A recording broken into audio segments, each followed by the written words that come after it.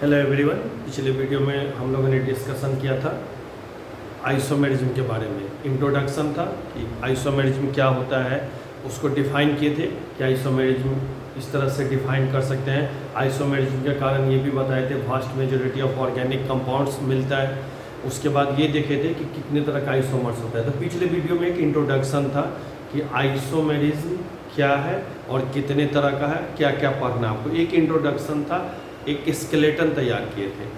उसमें दो कैटेगरी था, ब्रॉडली दो क्लास में डिवाइड कर किया जाता है, स्ट्रक्चरल आइसोमेरिज्म और स्टीरियो आइसोमेरिज्म। स्ट्रक्चरल आइसोमेरिज्म को कॉन्स्टिट्यूशनल आइसोमेरिज्म भी बोलते हैं। स्ट्रक्चरल आइसोमेरिज्म में बोले थे डिफरेंट अरेंजमेंट ऑफ एटम्स और group of atoms differ with in molecule with no respect to plane. जब मॉलिक्यूल के अंदर ही डिफरेंट अरेंजमेंट ऑफ एटम और ग्रुप ऑफ एटम हो तो स्ट्रक्चरल। याद रखिएगा, अरेंजमेंट डिफर करे जब मॉलिक्यूल के अंदर डिफरेंट अरेंजमेंट ऑफ एटम्स और group of atoms differ with in molecule. जब मॉलिक्यूल के अंदर डिफर करे तो स्ट्रक्चरल आइसोमेरिज्म। और डिफरेंट अरेंजमेंट ऑफ एटम्स और group of atoms with respect to plane space then stereo isomerism. Different spatial arrangement of atoms और group of atoms. तो जब प्लेन के रिस्पेक्ट में अरेंजमेंट ऑफ एटम और ग्रुप ऑफ एटम डिफर करे तो stereo isomerism, और जब मॉलिक्यूल के अंदर ही डिफर कर जाए तो स्ट्रक्चरल आइसोमेरिज्म। आइसोमेरिज्म को डिफाइन ये दो कैटेगरी में बांटे थे। अच्छा, ये स्ट्रक्चरल आइसोमेरिज्म बोले या स्टीरियो आइसोमेरिज्म बोले, मॉलिक्यूलर फार्मूला सेम होना चाहिए, वो सब पहले ही डिफाइन कर चुके हैं। आइसोमेरिज्म को चार तरीक़ा से डिफ़ाइन किए थे। आप 9th क्लास में डिफ़ाइन किए थे, 10th में डिफ़ाइन किए थे, फिर +2 लेवल पर कैसे डिफ़ाइन करेंगे, 11 12 वो सब मैं बताया था कि कैसे कैसे आइसोमर को डिफ़ाइन कर सकते हैं। आइसोमर से क्या क्या आया था, आइसोमर से क्या क्या आया था। बोले थे इनऑर्गेनिक का एक मॉलिक्यूल यदि Na2SO4 ले ले तो सोडियम सल्फेट एक ही मिलेगा, KNO3 ले ले तो पोटेशियम नाइट्रेट एक ही मिलेगा। लेकिन ऑर्गेनिक का एक मॉलिक्यूल ले ले तो उसका 2 से ज़्यादा मिल जाएगा, 1 से ज़्यादा मिल जाएगा, 3 4 कुछ भी मिल सकता है। तो इनऑर्गेनिक में कोई मॉलिक्यूल लेते हैं कॉम्प्लेक्स कंपाउंड को छोड़ के, इनऑर्गेनिक में आप मॉलिक्यूल लेते हैं जनरली तो वो एक ही रहता है। NaCl किसी ने लिया तो एक ही मिलेगा, सोडियम क्लोराइड। लेकिन ऑर्गेनिक का किसी ने ले लिया C2H6 या C2C4H8 तो उसका ज़्यादा मिलेगा। C2H6 कहते हैं, इसका भी कन्फर्मर मिलता है, उसका भी इनफाइनाइट आइसोमर्स होते हैं, लेकिन वो कन्फर्मर में आता है, स्ट्रक्चरल में नहीं आता है, स्टीरियो में आता है। स्टीरियो को दो कैटेगरी में डिवाइड किए थे, कॉन्फिगरेशनल और कन्फर्मर। ये सब छोटा छोटा बात है, आप याद करके रखिए। अब मोस्टली बच्चे जो 12th स्टडिंग होते हैं, जो 12th पास आउट होते हैं, उनसे छोटा छोटा चाहे पूछे, किसी ने पूछ दिया आपको कि कन्फर्मेशनल आइसोमेरिज्म क्या होता है, नहीं जवाब देता है, देता भी तो उसको कम्युनिकेशन में बहुत दिक्कत होता है। ये पिछले कई साल से मैं देखा हूँ। तो कॉन्फिगरेशनल और कन्फर्मेशनल बिल्कुल क्लियर है, ये सब स्टीरियो आइसोमर्स का पार्ट है। कॉन्फिगरेशनल आइसोमर्स उसको कहते हैं जो सेपरेबल हो, आइसोलेबल हो, एक फॉर्म दूसरे फॉर्म से अलग हो। जैसे ज्योमेट्रिकल आइसोमरिज्म पढ़ते हैं तो सीस और ट्रांस अलग होता है, ऑप्टिकल आइसोमेरिज्म पढ़ते हैं तो डेक्स्ट्रो अलग होता है, लिबोरोटेट्री अलग होता है, डेक्स्ट्रोरोटेट्री अलग होता है। ये कॉन्फिगरेशनल है जो आइसोलेट हो, जो सेपरेबल हो। लेकिन कन्फर्मेशनल जो आइसोलेट नहीं हो, नॉन आइसोलेबल हो, एक फॉर्म दूसरे फॉर्म में बहुत आसानी से कन्वर्ट हो, उसके पीछे एनर्जी कारण होता है। कॉन्फिगरेशनल में एनर्जी डिफरेंस एक फॉर्म दूसरे फॉर्म के बीच में बहुत ज़्यादा होता है, कन्फर्मेशनल में एनर्जी डिफरेंस बहुत कम रहता है, फ्री रोटेशन रहता है, इसीलिए फटाफट एक फॉर्म से दूसरे फॉर्म में कन्वर्ट होता है। ये सब बात पिछले क्लास में डिस्कशन किए थे। तो दो कैटेगरी में बांटे थे, एक स्ट्रक्चरल और एक स्टीरियो। फिर बोले थे कि स्ट्रक्चरल आइसोमेरिज्म में 5 पढ़ना आपको, स्टीरियो आइसोमेरिज्म में अभी बोले कन्फर्मेशनल और कॉन्फिगरेशनल करके पढ़ना है। तो हम लोग फर्स्ट स्टार्ट करते हैं स्ट्रक्चरल आइसोमेरिज्म। तो स्ट्रक्चरल आइसोमेरिज्म में 5 बताए थे, चेन, पोजीशन, फंक्शनल में ही बताए थे, टॉटोमर्स भी आता है और लिंकेज भी आता है, रिंग चेन बताए थे, और 5th का मेटामेरिज्म। तो हम लोग पहला से शुरू करते हैं चेन आइसोमेरिज्म। अब देखो, चेन आइसोमेरिज्म को डिफाइन करेंगे या फंक्शनल को डिफाइन करेंगे या पोजिशनल को, तो मॉलिक्यूलर फार्मूला अब नहीं बोलेंगे, क्योंकि मॉलिक्यूलर फार्मूला होना चाहिए सेम, स्ट्रक्चरल फार्मूला डिफरेंट होना चाहिए, with in molecule, with respect to plane, ये सब हम पहले बता चुके हैं। तो अब हम लोग मॉलिक्यूलर फार्मूला नहीं लिखेंगे, उससे आगे जैसे चेन आइसोमेरिज्म हम लिख सकते हैं। तो देखिए चेन आइसोमेरिज्म क्या है, या चेन आइसोमेरिज्म का दूसरा नाम होता है निकोलियर आइसोमेरिज्म या स्केलेटन आइसोमेरिज्म, ये सब इसका नाम है, लेकिन मेन चेन ही है। तो जब भी चेन आइसोमेरिज्म के बारे में बोलोगे तो चेंज होना चाहिए चेन में। देखिए लिखे फिर समझाते भी हैं। आइसोमर्स अराइज, आइसोमर्स उत्पन्न होता है due to difference in chain length. Chain isomerism का मतलब है कि आइसोमर्स अराइज होगा, आइसोमर्स उत्पन्न होगा, कहाँ पर अंतर होने के कारण, ड्यू टू चेन लेंथ और स्केलेटन ऑफ कार्बन और चेन आइसोमर्स, कार्बन के ढांचा में अंतर आ जाए चेन। तो ये छोटे छोटे करके लिखिए ताकि याद हो। चेन आइसोमेरिज्म क्या है, आइसोमर्स अराइजेज या isomers arise due to difference in chain length. जब चेन लेंथ में अंतर आ जाए, एक चेन लेंथ हो 4 कार्बन का, एक चेन लेंथ हो लॉन्गेस्ट चेन, तो काउंट करने आता ही आपको, नोमेनक्लेचर सही सीखते आ रहे हैं, बहुत बेसिक जूनियर क्लास से सीखते आ रहे हैं कि लंबा चेन चुनना है, काउंट करना है कार्बन को कि कौन सा लॉन्गेस्ट लेंथ है, वो चुनने के बाद फिर ब्रांचिंग देखना है, तो उसको आता है। तो लॉन्गेस्ट चेन होना चाहिए। जब लॉन्गेस्ट चेन आपको मिलेगा और उस लॉन्गेस्ट चेन से फिर चेंज होने लगेगा तो चेन आइसोमेरिज्म कब मिलेगा, due to difference in chain length. अब एग्जांपल लेते हैं, जैसे C5H10 लेंगे, एक फार्मूला लिए एग्जांपल समझने के लिए। तो ध्यान रखना कि चेन लेंथ, आप देखिए CH2, मैं डबल बॉन्ड लिख देता हूँ, CH, CH2, CH2, CH3, 2 3 5 2 7 1 8 2 10, सबका वैलेंसी पूरा होना चाहिए। आप कोई भी स्ट्रक्चर ड्रॉ करते हैं तो structure should be bona fide according to chemical bonding. इस कार्बन का चेन लेंथ काउंट करेंगे तो 1 2 3 4 5, हमें पोजीशन नहीं देखना है। मैं यहाँ पर ये लिखूंगा longest chain length of carbon, इतना बार बार नहीं लिखेंगे, 5, ये फर्स्ट। अब सेकंड में देखिए CH2, CH, CH3, काउंट कर लीजिए 1 2 3 4 5 कार्बन, 5 कार्बन, हाइड्रोजन देख लीजिए 6 7 1 8 2 10, सबका बॉन्डिंग है। अब इसमें जो चेन लेंथ काउंट करेंगे 1 2 3 4, the longest chain, longest chain यहाँ पे आ गया 4, longest chain length of carbon 4। तो पहला और दूसरा आइसोमर्स, कौन सा isomers, chain isomers. Chain isomers में क्या होना चाहिए, डिफरेंस कहाँ पर होना चाहिए, चेन लेंथ में। ये चेन लेंथ कितने का है, लॉन्गेस्ट चेन ऑफ कार्बन कितने का है 5, ये कितने का है 4। तो चेन आइसोमेरिज्म मतलब डिफरेंस अराइजेज इन चेन लेंथ। जब चेन लेंथ में डिफरेंस अराइज होगा तब क्या बोलेंगे हम, चेन आइसोमेरिज्म। तो first and second are related as chain isomers। पहला दूसरा क्यों, क्योंकि ये लॉन्गेस्ट चेन 5 कार्बन का, ये 4 कार्बन। और देखते हैं CH3, CH। अब जो इसको करोगे, जैसे यहाँ पर लिख दिया CH, तो अब यहाँ पर करोगे तो फिर वही आ जाएगा। अभी सिंपल सिंपल ही रखो, ये दोनों क्या हो गया, चेन लेंथ। अब ये देखो, ये जो फार्मूला सब होता है साइक्लिक भी बनने लगता है। तो 5 कार्बन के एक चेन बनाएंगे, स्केलेटन, साइक्लो पेंटेन या चेन लेंथ 5 कार्बन का।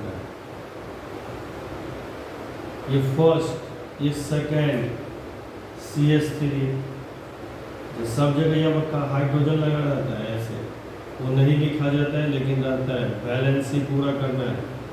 तो इसका चेन लेंथ 5 कार्बन का, इसका चेन लेंथ देखो, लॉन्गेस्ट चेन लेंथ तो यही होगा, चेन लेंथ हो गया इसका 4 कार्बन, मिथाइल साइक्लोब्यूटेन। थर्ड इसका लिखते हैं,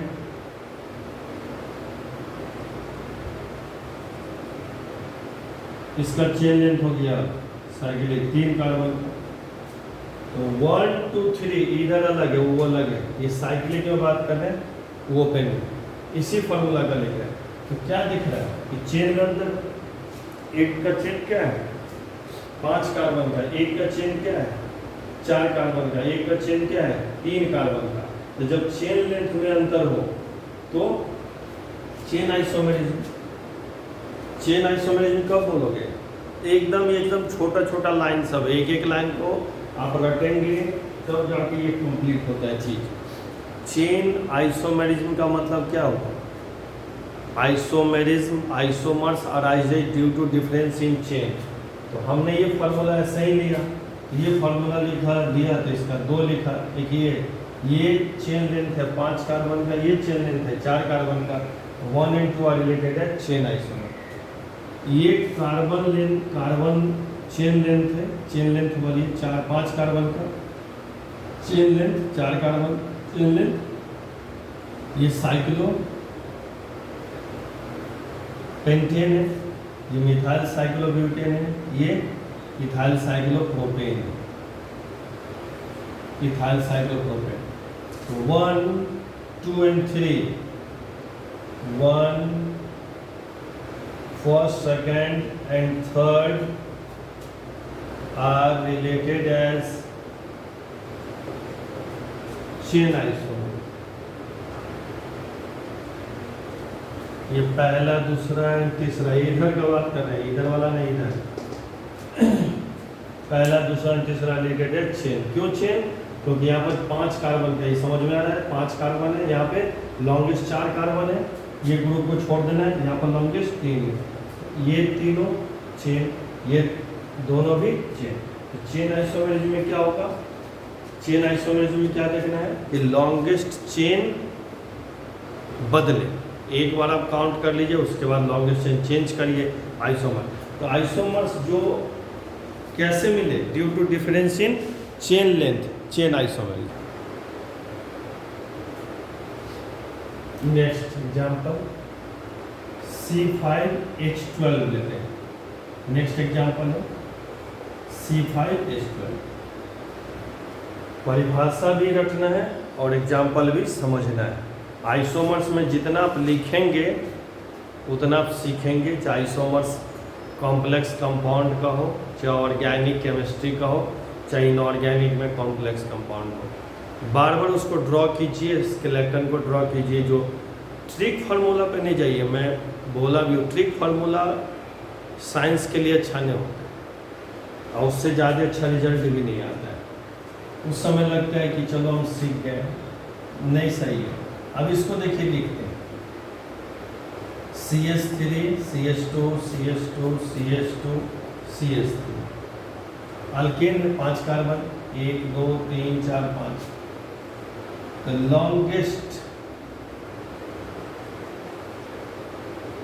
चेन लेंथ 5 कार्बन का, longest chain length 5 carbon. Chain isomerism आप कब बोलेंगे, जब डिफरेंस कहाँ हो चेन में। देखिए डिफरेंस कर रहे हैं चेन में। अब तो ये 4 मेंबर होगा, आप काउंट करेंगे इधर से 1 2 3 4। Longest chain length, longest chain length 4 carbon का, ऐसे ही काउंट होगा ना। हमें चेन में अंतर आना चाहिए।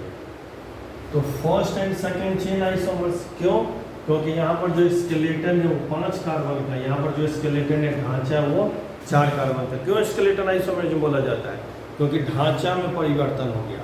ये कितने का स्केलेटन है, कितने का चेन लेंथ है 5 कार्बन का, ये 4 कार्बन का। इसको और भी चेंज कर सकते हैं क्योंकि यहाँ तो डबल बॉन्ड है नहीं।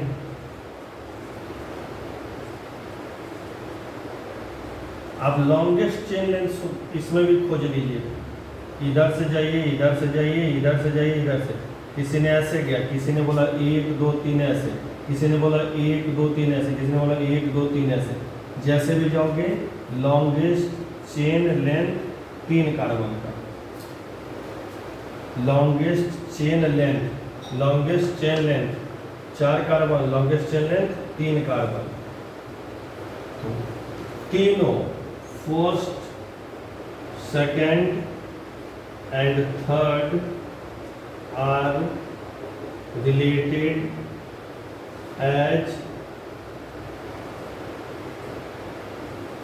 chain isomerism या isomers, chain isomers। Why 1 2 and 3 are chain isomers? Because there is difference in chain length। तो वैसा isomers जो चेन लेंथ में डिफरेंस के कारण हो। चेन आइसोमरिज्म में क्या रखना है कि चेन लेंथ जिसका चेंज हो जाए, किसी का चेन लेंथ 5 कार्बन का है, किसी का 6, उसी में देखिए सबका मॉलिक्यूलर फार्मूला सेम है। वो सब बात पिछले वीडियो में बोले थे कि मॉलिक्यूलर फार्मूला सेम होना चाहिए, उसमें अंतर नहीं है। मॉलिक्यूलर फार्मूला इतना ही देखिए ये सब दिखला रहे हैं, तो मॉलिक्यूलर फार्मूला तो सेम है, लेकिन अंतर क्या हो रहा है चेन में। स्केलेटन में ये चेन लेंथ कितने हैं 5 कार्बन का, ये चेन लेंथ कितने हैं 4 कार्बन का, ये चेन लेंथ 3। तो चेन के लेंथ में लॉन्गेस्ट चेन लेंथ जो आप चुनते हैं उसमें अंतर हो जाए, चेन आइसोमेरिज्म। लॉन्गेस्ट चेन आप जो चुनते हैं उसमें अंतर आ जाए, चेन आइसोमेरिज्म। तो चेन आइसोमेरिज्म कुछ भी दे हमें, अब बोले कि बताओ इसमें चेन आइसोमेरिज्म कौन कौन है। अभी तो फर्स्ट पढ़ रहे हैं, बाद में 2 3 और पढ़ लेंगे तो सबसे फिर रिलेशन होता है। तो हमें चेन आइसोमेरिज्म बोलना है तो क्या करेंगे, लॉन्गेस्ट चेन लेंथ कैलकुलेट करेंगे। नेक्स्ट एग्जांपल देखिए C4H8 लेते हैं। नेक्स्ट एग्जांपल मैं सर्कल इसलिए कर रहा हूँ क्योंकि ये फार्मूला नहीं चेंज होगा। तो देखिए C4H8 है, मैं ऐसे लिख सकता हूँ, सभी जगह समझने के लिए ऐसे कर रहा हूँ कि सभी बच्चों को पता चले कार्बन का वैलेंसी 4 पूरा है। ये सब जगह कार्बन है, ये जानते हैं ना, ये सब जगह ये कार्बन है। तो इसमें जो कार्बन है 4 मतलब साइक्लो ब्यूटेन ही 4 कार्बन का है। लॉन्गेस्ट चेन लेंथ 4 कार्बन का। अब इसी को ऐसे लिख रहे हैं CH3। आप फॉर्मूला में हाइड्रोजन कार्बन सब काउंट करते जाइए, फर्स्ट टाइम यदि पढ़ते हैं तो इसमें देखिए 1 2 3 4 कार्बन है, 2 2 4 1 5 3 8 हाइड्रोजन है। तो इसमें लॉन्गेस्ट चेन लेंथ ये तो काउंट होगा नहीं, साइक्लिक है, तो 1 2 3 लॉन्गेस्ट चेन लेंथ 3 कार्बन का। नाम होता है मिथाइल, नाम भी लिखते चलना चाहिए, मिथाइल साइक्लोप्रोपेन। सब्स्टिट्यूएंट जो ये छोटा है इसीलिए इधर लिखते हैं। तो ये दोनों फर्स्ट एंड सेकंड और चेन आइसोमेरिज्म क्यों, इसमें चेन लेंथ कितने का है 4 कार्बन का। लॉन्गेस्ट चेन लेंथ 4 कार्बन का, देखिए साइक्लिक, इसमें लॉन्गेस्ट चेन लेंथ 3 कार्बन का, देख रहे हैं साइकिल। तो लॉन्गेस्ट चेन लेंथ पर ध्यान देना है, कितने कार्बन का है। लॉन्गेस्ट चेन लेंथ ओपन भी हो सकता है, साइक्लिक भी हो सकता है, कहीं भी। तो साइक्लिक ये 4 कार्बन का है और साइक्लिक 3 कार्बन का है। तो या तो लॉन्गेस्ट ओपन भी हो सकता है या साइक्लिक, या ध्यान रखेंगे।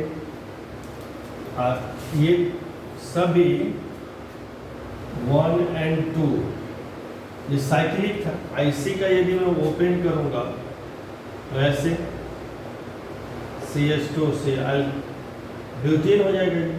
इसको आप पढ़ते हैं 1 ब्यूटीन, जो पहले बताए थे। Longest chain length 4 carbon, CH2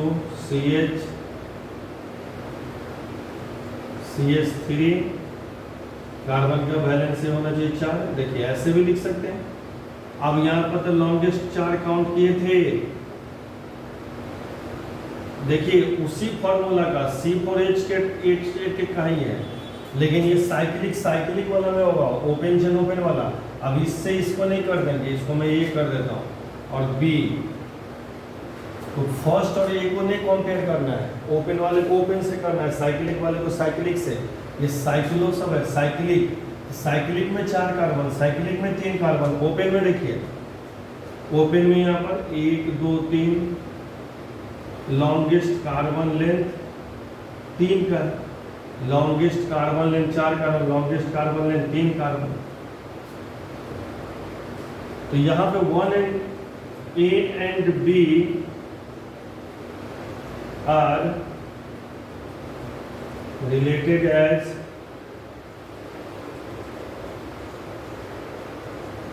chain isomerism. इधर अलग है, 1 2 अलग है, ये जो हो जाएगा ये साइक्लिक हो जाएगा।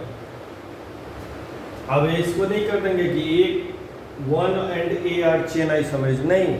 ओपन वाला को ओपन से देखिए, इसमें फाइनल कंक्लूजन करो, इसमें 4 कार्बन है, इसमें 3। जब कोई स्ट्रक्चर लिखते हो तो बॉन्डिंग पर ध्यान रखना है। इसका वैलेंसी 4 है, इसका वैलेंसी 4, इसका भी 1। बॉन्डिंग से स्ट्रक्चर अच्छा होना चाहिए, नहीं तो आप बिना बॉन्डिंग का लिखेंगे तो बहुत सारा स्ट्रक्चर मिल जाएगा, अब पता चला कि आप गलत ही ज़्यादा लिख दिए।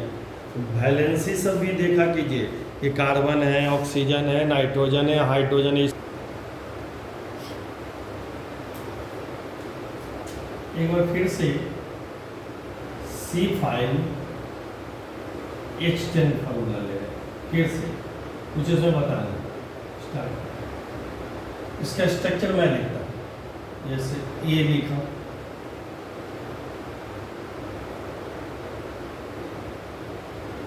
Cyclopentane,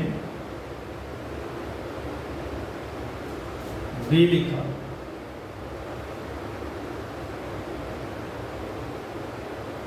methyl cyclobutane,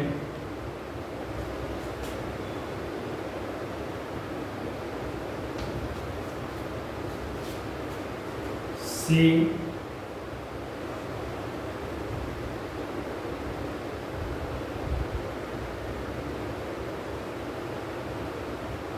ethyl cyclo, ये सी में 5 कार्बन है, तो ऐसे लिखिए इथाइल साइक्लोप्रोपेन। डी में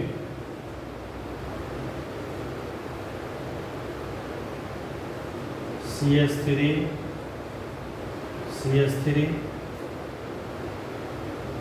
1,1 डाइमिथाइल साइक्लोप्रोपेन। और ई में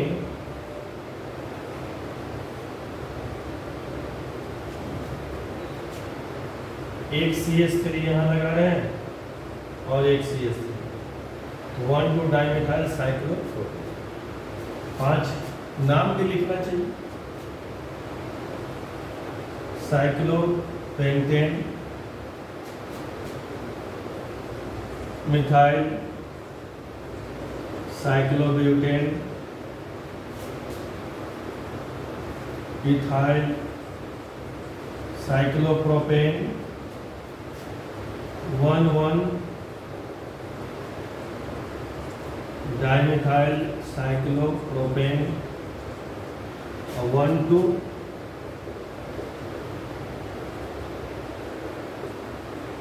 1,2 डाइमिथाइल।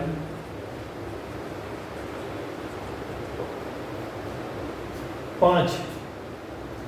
अब सोचिए इसमें, इसको मैं फिर से इसलिए लिखा हूं कि एक तरह से सवाल है, इसमें हमको ये देखना है कि कौन कौन इसमें चेन आइसोमर्स है। सिर्फ चेन पर है, चेन, दूसरा कुछ नहीं। इसमें देखना है कि कौन कौन सा चेन आइसोमर है। आइसोमर्स तो सभी है, ABCD ये सब आइसोमर्स है, लेकिन हम लोग चेन आइसोमर्स का बात कर रहे हैं कि इसमें से कौन कौन चेन आइसोमर्स है, ये हमें देखना है। तो देखिए यहाँ पे longest chain length 5 carbon, longest chain length 4 carbon, longest chain length 3 carbon cyclic में, और साइक्लिक में तो ये भी 3 कार्बन। तो साइक्लिक में A, B and C, cyclic में बात कर रहे हैं। साइक्लिक में साइक्लिक मॉलिक्यूल, ये 5 कार्बन का, ये 4, ये 3, ये इसका भी लॉन्गेस्ट चेन साइक्लिक में 3 ही होगा, साइक्लिक में 3 है। तो ए बी सी ये तीनों are A B C and C are related as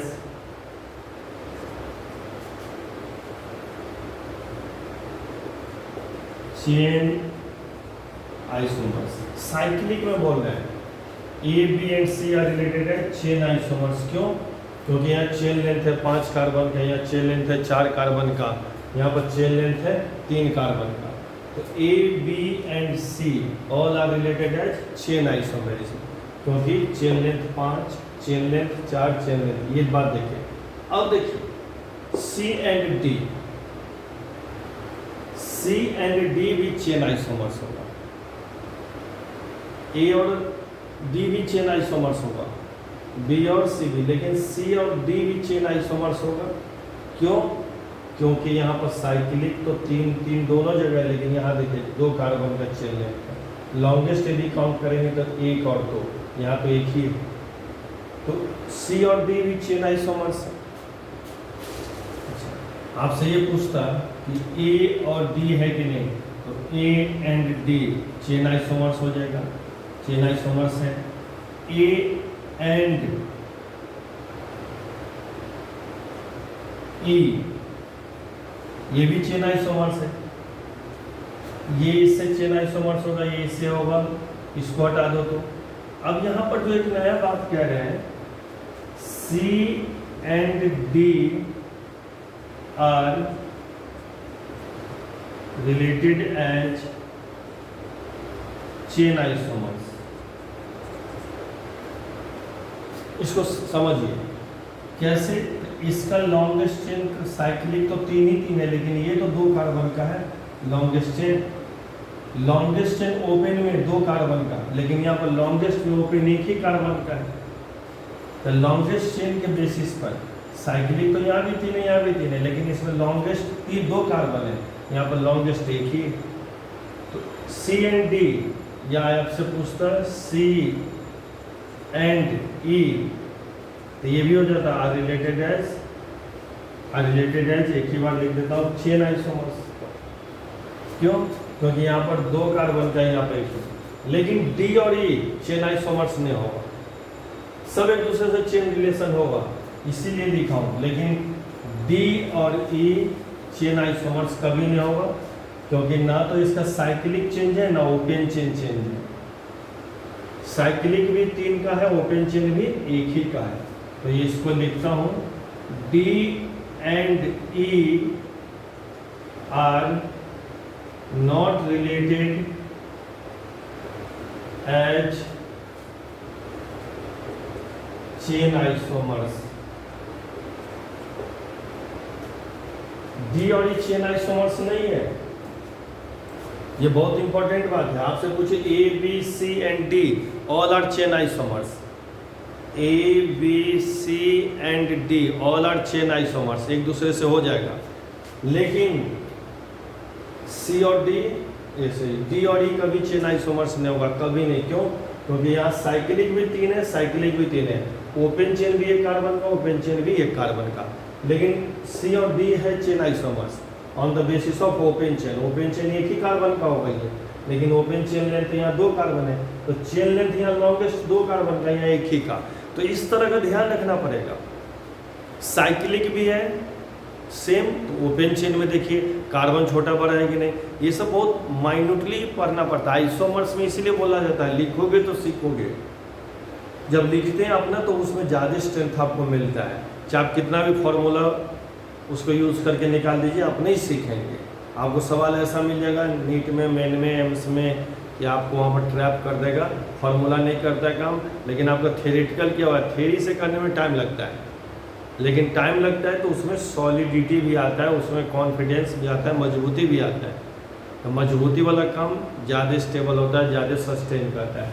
तो सी से डी तो होगा, लेकिन डी और ई आर नॉट रिलेटेड है चेन आइसोमर्स। क्यों? बिकॉज ना तो साइक्लिक में अंतर है, ना ओपन में। सी और डी क्यों है? साइक्लिक तो सेम है लेकिन ओपन दो कार्बन का यहाँ एक ही लॉन्गेस्ट है। सी और ई भी चेन आइसोमर है क्योंकि यहाँ साइक्लिक तो दोनों का सेम है लेकिन ओपन चेन, तो मैं इसीलिए लिखा हूँ। तो क्या देख रहे हैं कि साइक्लिक वाले को कंपेयर कर लिए, अब साइक्लिक, अब सी डी ई में कंपेयर कर रहे हैं तो साइक्लिक तो सेम है लेकिन लेंथ तो बचा, लेकिन डी और ई में किसी भी तरह से कंपेयर करेंगे तो कोई आइसोमर्स नहीं मिलेगा क्योंकि साइक्लिक भी सेम है और ओपन चेन भी सेम है। नेक्स्ट एग्जांपल देखिए, अब इस तरह का फॉर्मूला ले रहे हैं, इस तरह का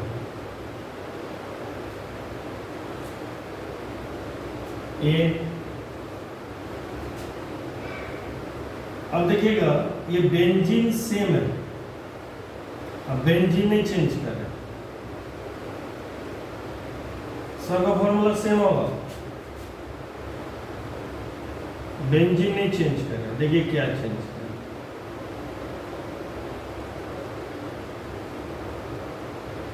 सी, तो इतना ही सेव होगा। एक और पोजीशन कर सकते हैं इसमें, समझने के लिए सब लिख रहा हूं। CH3 डी, इसको बोलते हैं मोनो सब्स्टिट्यूटेड, ये दोनों तीनों डाई सब्स्टिट्यूटेड है। जब बेंजीन पर दो ग्रुप लगता है तो डाई सब्स्टिट्यूटेड, और जब बेंजीन पर एक ग्रुप लगता है तो मोनो सब्स्टिट्यूटेड करते हैं। बेंजीन पर जब एक ग्रुप लगता है एक ही जगह तो मोनो बोलते हैं सब्स्टिट्यूटेड, और जब दो ग्रुप लगता है तो डाई। तो all three A B C D di substituted. Longest chain length calculate कीजिए। लॉन्गेस्ट चेन लेंथ देखिएगा, फर्स्ट वाले में कितने कार्बन का रहा है? 2 कार्बन का। बी वाले में कितने कार्बन का आएगा? एक ही कार्बन का। सी वाले में कितने आएगा? एक ही कार्बन का। और डी वाले में कितने कार्बन का आएगा? एक ही कार्बन का। इसमें देखिएगा क्योंकि सभी का तो ये फिक्स है, साइक्लिक फिक्स्ड है, साइक्लिक नहीं बदल रहा है। इसको मैं काउंट यदि करूँ तो 1 और 2, इसमें किसी को एक काउंट करूंगा तो ये हो जाएगा। तो A and B, A and C, A and D, A से बी, ए से सी, ए से D, all are related as chain isomers। देखिए ऐसा एग्जाम्पल हम क्यों लिए हैं, इसमें साइक्लिक सब का फिक्स्ड है, बेंजीन के जो है वो फिक्स्ड है सब में। चेंज का है सब्स्टिट्यूएंट, ये मोनो सब्स्टिट्यूटेड है, ये तीनों डाई सब। तो मोनो सब्स्टिट्यूटेड बेंजीन और डाई सब्स्टिट्यूटेड चेन में आ गया क्योंकि यहाँ पर लॉन्गेस्ट चेन 2 कार्बन का, यहाँ तो एक ही होगा, कोई एक लीजिएगा तो 1 2 है, ये 1 3 है, ये 1 4 है। B and C, B and D, C and D, ये सब, ये दोनों चेन आइसोमर्स नहीं होगा, ये दोनों चेन आइसोमर्स नहीं होगा, ये दोनों चेन आइसोमर्स नहीं होगा। अच्छे से समझिए, ये सब are not related as chain isomers. ये सब लिखने से आप जब इस तरह सोचते हैं चीज को तो आप समझते भी हैं। बी और सी चेन आइसोमर्स क्यों नहीं है? क्योंकि यहाँ भी देखिए लॉन्गेस्ट चेन एक ही कार्बन का यहाँ होगा, एक ही कार्बन का होगा, इसको दो चाहे इसको, इसमें भी देखिए एक ही कार्बन का लॉन्गेस्ट। तो चेन का बात कर रहे हैं, दूसरा आइसोमर्स होगा, चेन पर कर रहे हैं। We are talking about chain, chain isomers. तो ए और बी तो चेन है, ए और सी तो चेन है क्योंकि वहाँ 2 का ही आएगी। ए और डी तो चेन है लेकिन बी और सी चेन नहीं होगा, बी और डी चेन नहीं होगा, सी और डी चेन नहीं होगा। तो इस तरह का कोई भी मॉलिक्यूल दे दे, आपसे पूछे कौन रिलेशन आएगा, चेन का ही बात कर रहे हैं, चेन आइसोमर्स होगा, बोलेंगे नहीं होगा। क्यों? क्योंकि चेन लेंथ यहाँ पर रिंग सबका सेम किए हुए हैं, सबका सेम किया हुआ है, लेकिन अंतर किसमें कर रही है? 2 कार्बन का है, इसमें 1 कार्बन हो, ये लीजिए चाहे ये लीजिए, एक ही ये लीजिएगा तो ये सब्स्टिट्यूट करना है, एक ही होगा, एक ही होगा। तो जब चेन में अंतर आ जाए, चेन लेंथ में अंतर आ जाए कहीं पर भी, तो उसको चेन में रखेंगे। एक और एग्जाम्पल इससे मिल गया है, CH2 CH2 CH3 ये। अब देखिए बेंजीन अब नहीं चेंज कर रहे हैं, बेंजीन का रिंग वही रख रहे हैं, CH3 कर दिए, CH2 CH B CH, अब इसको भी CH3 CH3 CH3 C,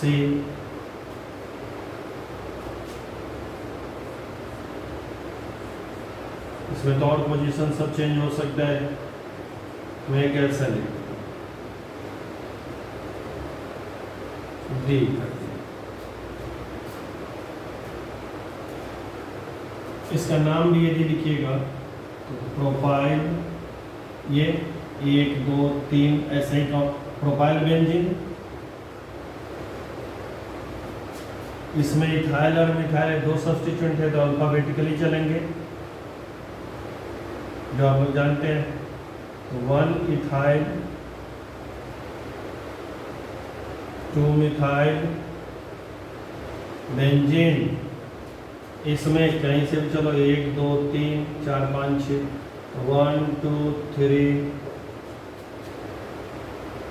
tri methyl benzene, इसमें चलिए कहीं से भी चलिए 5 1 2 1 3 5 ट्राई मिथाइल बेंजीन, इसी को मेसिटाइलिन बोलते हैं, पढ़ते हैं आप लोग, कॉमन नेम होता है मेसिटाइलिन बोलते हैं इसी को 1 3 5 मेसिटाइलिन। तो देखिए इधर नाम से में मतलब नहीं, पहला और दूसरा और तीसरा चेन आइसोमर्स हो जाएगा। यहाँ पर देखिए सबका तो बेंजीन सेम ही है, 6 कार्बन का है वो। यहाँ पर देखिए चेन लेंथ 3 कार्बन का है, 1 2 3 लॉन्गेस्ट। यहाँ पर चेन लेंथ देखिए इसको चुनना है, 1 2 कार्बन का है, तो यहाँ 3 कार्बन का था, यहाँ 2 कार्बन का लॉन्गेस्ट मिल रहा है।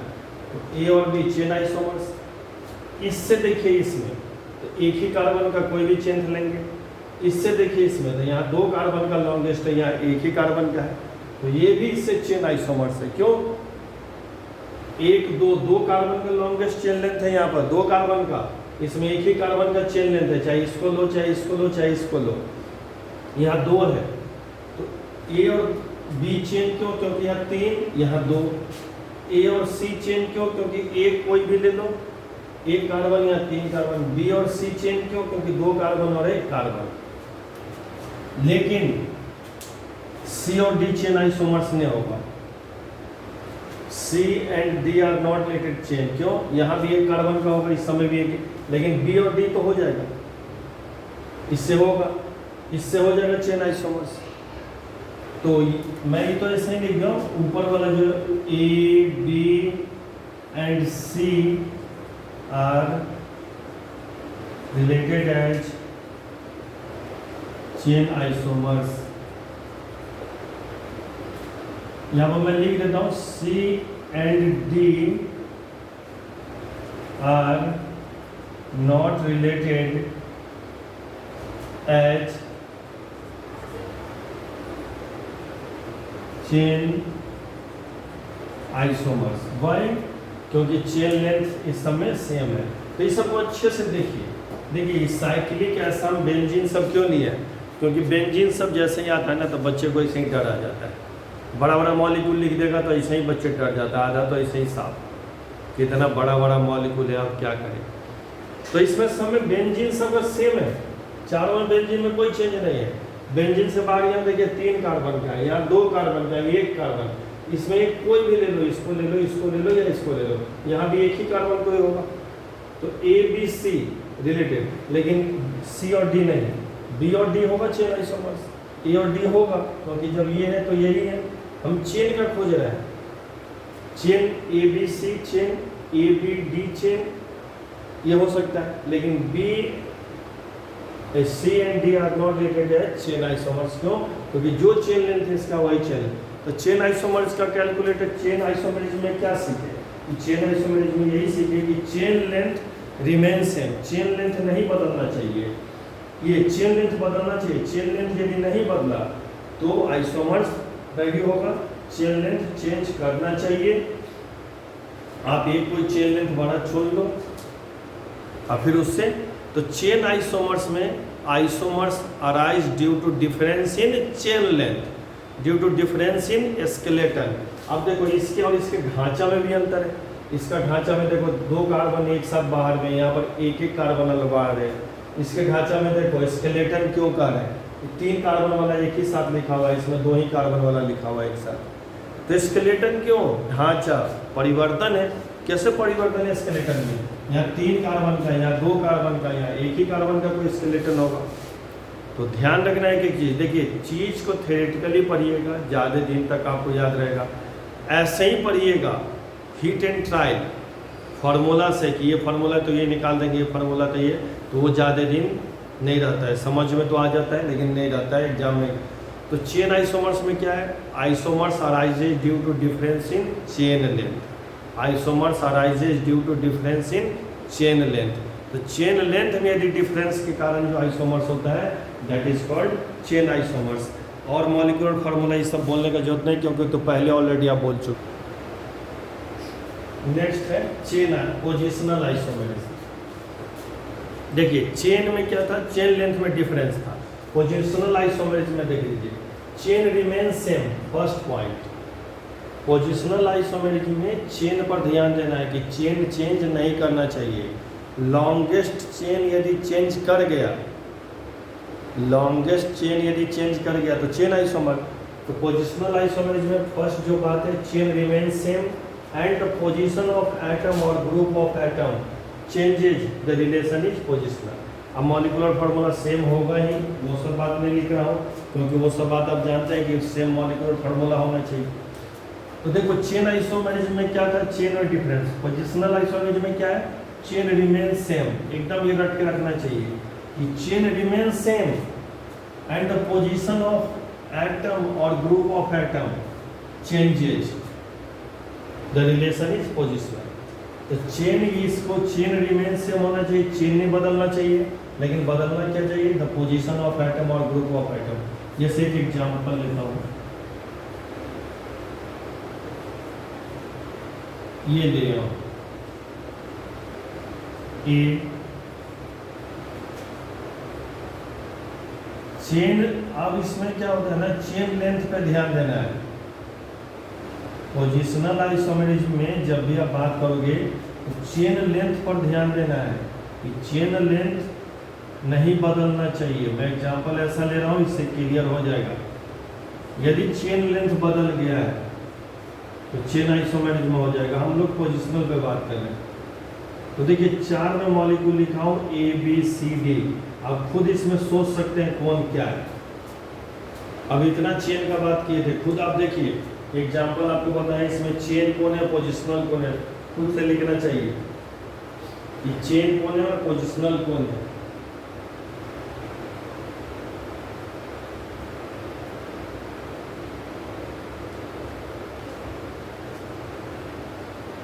सोचिए खुद से, इसमें चेन आइसोमरिज्म कौन है, पोजिशनल कौन है?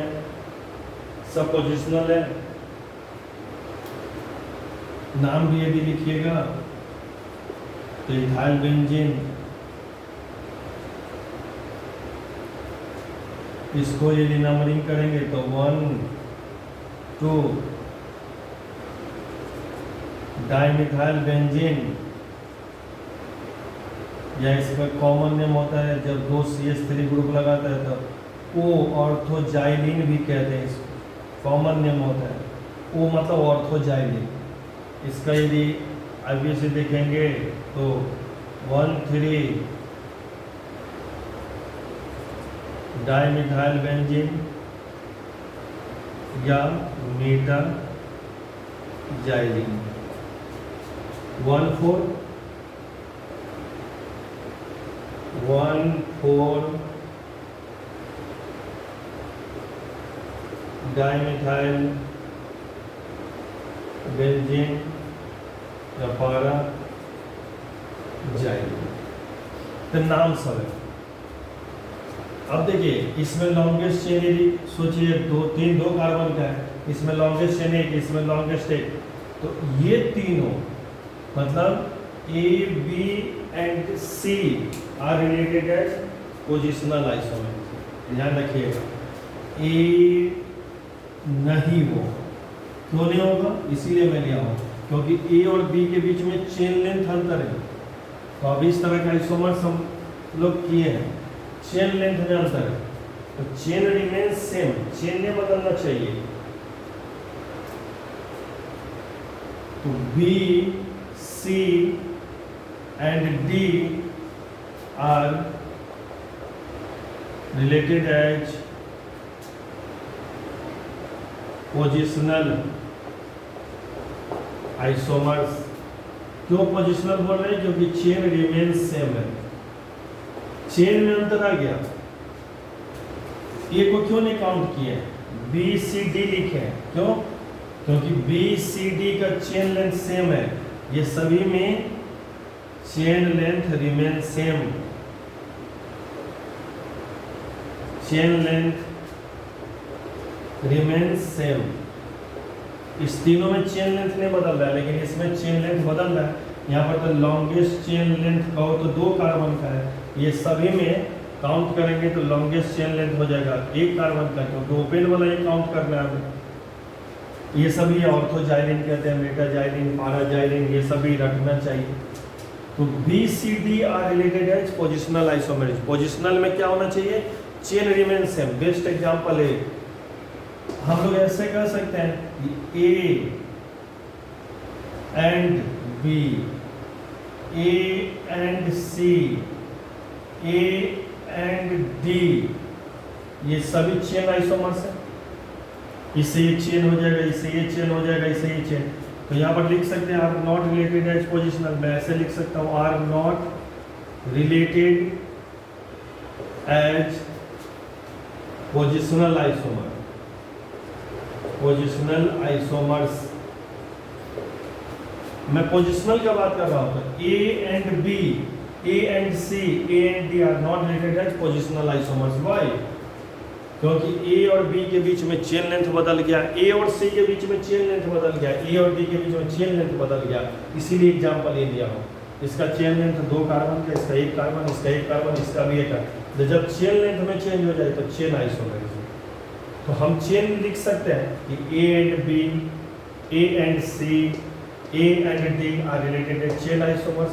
लेकिन अब चेन नहीं लिखे, हम लिखे are not related as positional isomers. Chain length नहीं हम लोग, क्योंकि ए बी सी और डी का चेन लेंथ सेम है। तो A and B, A and C, A and D are not related as positional. इससे क्लियर होगा बात। लेकिन B C D are related as position. देखिए 1 और 2 पर ग्रुप लगा हुआ है, 1 और 3 पे लगा हुआ है, 1 और 4 पे ग्रुप लगा हुआ है। तो ग्रुप ऑफ एटम कहाँ चेंज हो रहा है, पोजीशन। क्या लिखे हैं 1 2, मतलब 1 और 2 पे। क्या लिखे हैं 1 3, क्या लिखे हैं 1 और 4। लेकिन चेन नहीं बदल लगा, चेन वही रहा सर। देखिए छोटा आइसोमर्स नहीं होता ये सब भी घातक होता है। जिसको आप जितना आसान समझिएगा उतना खतरीला होता है, उतना वो डेंजर होता है। तो चीज़ को अच्छे से समझिएगा तब आपके लिए आसान है। मैं ये एग्जाम्पल जो लिया हूँ इसलिए लिया हूँ ताकि आप चेन और पोजीशन के बारे में बिल्कुल क्लियर हो जाए। बी और सी में क्या है पोजीशन 1 2 1 3, बी और डी में क्या है पोजीशन 1 2 1 4, सी और डी में क्या है 1 3, A B and C positional, B and D positional, C and D positional. लेकिन ए और बी पोजिशनल नहीं, चेन आइसोमर। तो हम पोजिशनल नहीं कहेंगे। तो चेन आइसोमर्स में क्या होना चाहिए, चेन आइसोमर्स क्यों उत्पन्न होता है, chain isomers arises due to difference in chain length. चेन लेंथ में चेंज हो या साइक्लिक हो या ओपन। साइक्लिक वाले को साइक्लिक से कंपेयर करना है, ओपन वाले को ओपन वाले से करना है। पोजिशनल आइसोमर्स में क्या है कि chain remain same, chain change नहीं करना चाहिए, chain length remain same. Change किसका होना चाहिए, एटम या ग्रुप ऑफ एटम का। तो पोजिशनल और चेन में, पोजिशनल में और कोई एग्जाम्पल्स हम बतला देंगे। आज तक इतना ही।